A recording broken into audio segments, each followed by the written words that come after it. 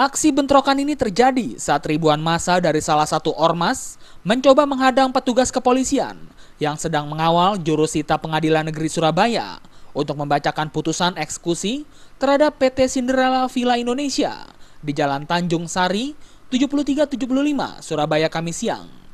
Ribuan buruh dan ormas yang menolak eksekusi akhirnya melakukan perlawanan dengan melempar batu dan kayu ke arah petugas kepolisian.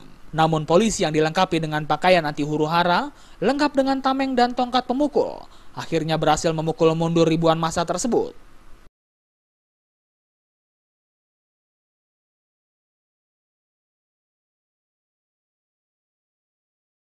Sementara itu setelah bentrok mulai reda, Joko Subagio, selaku petugas jurusita pengadilan yang dikawal sejumlah personil BRIMOB bersenjata lengkap, langsung membacakan putusan eksekusi di depan pintu gerbang PT Cinderella Villa Indonesia.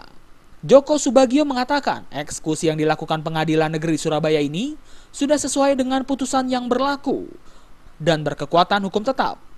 Sebelumnya, sengketa lahan seluas 25.000 meter persegi ini terjadi antara PT Cinderella Villa Indonesia dan PT Ekspedisi Muatan Kapal Laut atau EMKL Pandawa dan dimenangkan oleh PT EMKL Pandawa.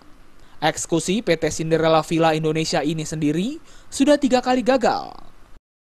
Dari Surabaya, Jawa Timur, Ferry Saputra melaporkan.